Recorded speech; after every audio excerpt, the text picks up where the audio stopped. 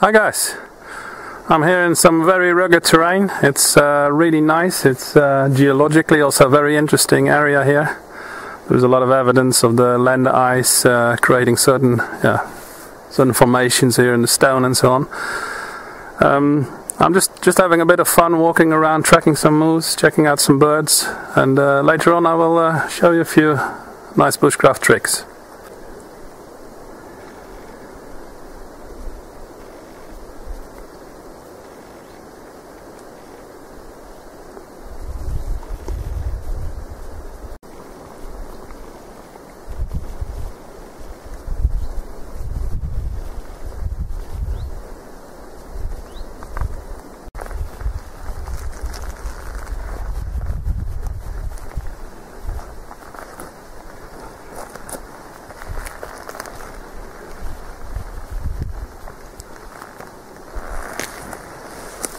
Here you see the workings of the ice, frost at night, and in the winter of course. Small cracks appear and then water comes in and then the ice expands it and it gradually deteriorates the whole rock away. But this is very nice because these are nice nice stones that you can use if you have to build a stove or something like that. That's quite nice to find when you need it, of course. Not touching anything of it.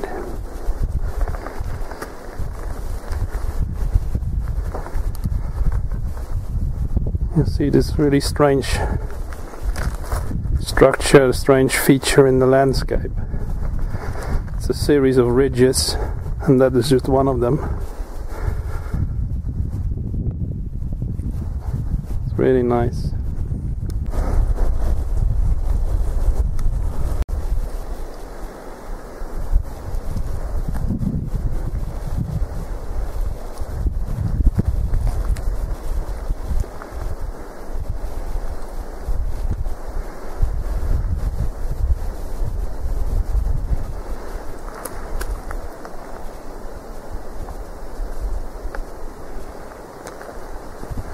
We're on a pretty high point here.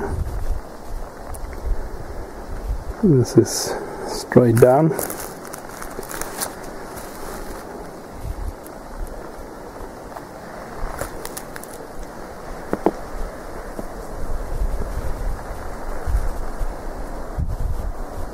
It's really a magical place, this. That just looks like a bonsai in pine. Trees that grow on these rocky, well, it's not really soil, it's just rock, and the roots are growing into cracks, and there's a very, very thin top layer sometimes. They can be much, much older than they look. A tree like that can easily be 400 years old. But it's only about 3 meters high. Quite amazing.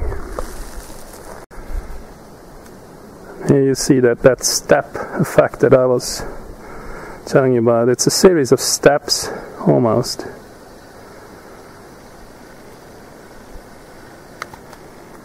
And there are quite a lot of these areas out here.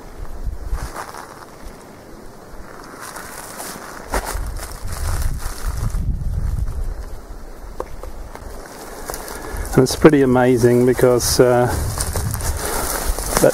tree, that's a really big one.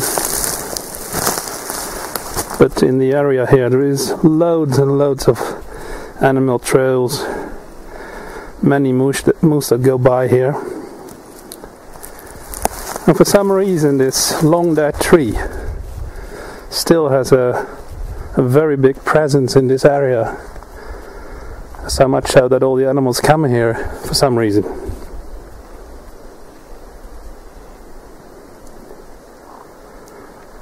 Not strange, we also come to look at monuments.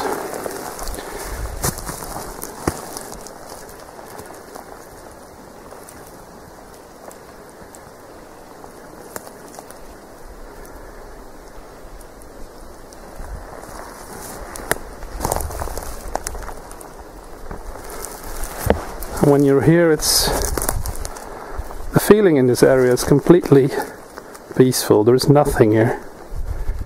No anxiety, nothing. Just tranquility.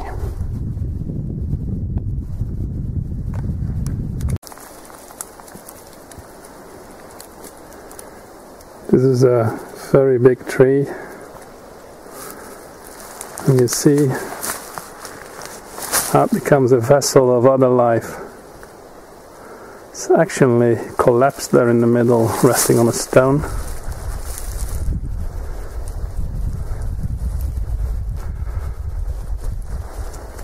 I wonder if that was the reason why it's still here, because if you look at the trunk, in there you actually see the cut marks. This point here, this fits on this. So this tree has been cut, and for some reason they left it. And it's a huge tree, and it's certainly more than 100, 150 years ago. So why would they have gone through this enormous work and then leave it?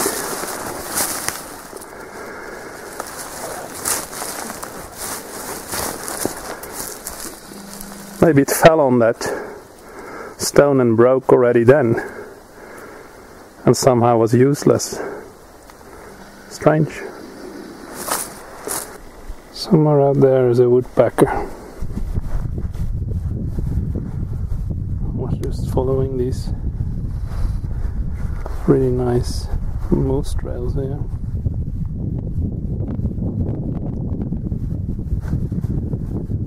They are made very recently because the moss is only today so dry that it compresses like that.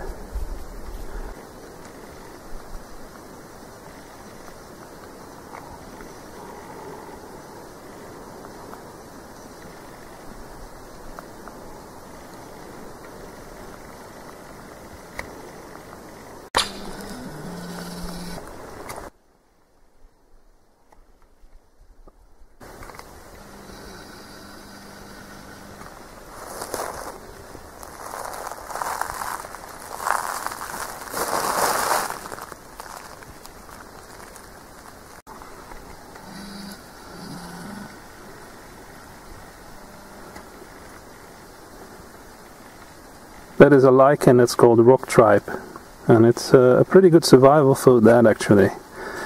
It's the only lichen that I know of that doesn't have the amount of acid that most of the lichens have. So you can eat this just like this, just like it is. When it's dry like this, it's very deep dark brown, almost black. When it's rain, it becomes a bit more greenish and softer. But it's actually tasting really nice.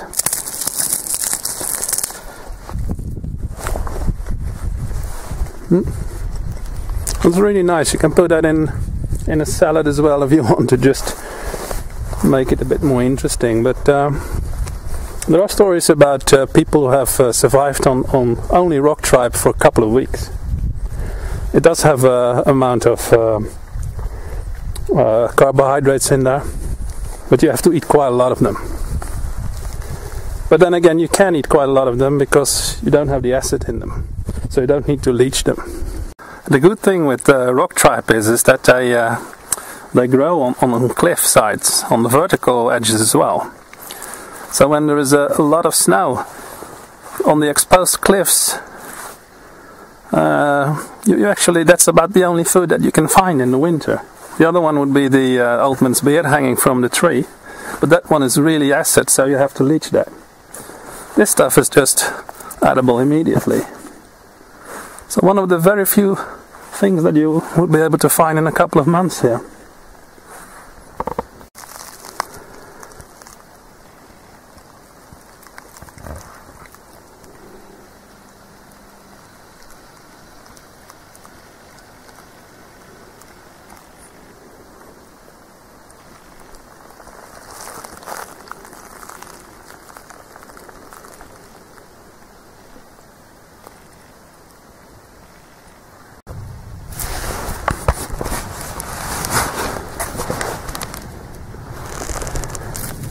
this sphagnum here, this very red sphagnum, is absolutely one of the best materials to wash yourself with. It is lightly antiseptic and ionizing, so it can also be used as a filter, but it's really, really soft. So this is great stuff to washing yourself with. Also as a toilet paper. There's nothing better than this. And not only that, it holds a lot of water, so if you see all this water, that's naturally filtered. You can always drink that. It tastes a bit of the actual sphagnum, but it is clean water. So you understand also why it's nice to use to wash yourself with. This stuff is also great for dressing wounds if you don't have bandages and other stuff. It's really absorbent, especially if you have like infected wounds. Awesome stuff.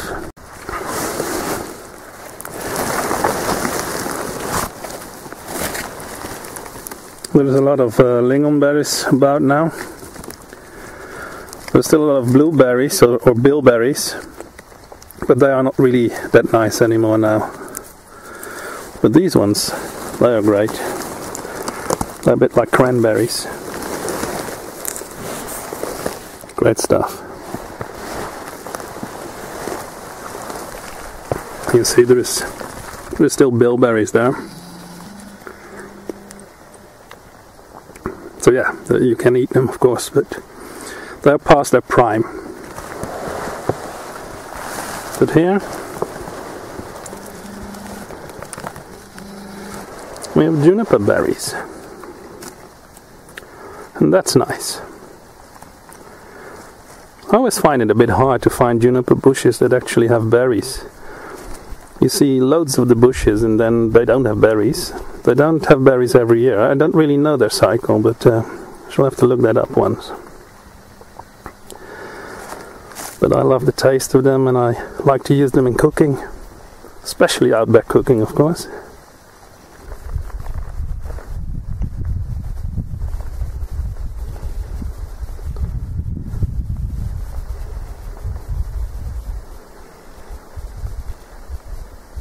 Some people say that nature is their church. Well, if that is true, then this must be a cathedral. It's an awesome place. Sometimes the sphagnum also works as an excellent track trap. Here there's a little track. I actually think that's a reindeer, because it's very small and pretty round.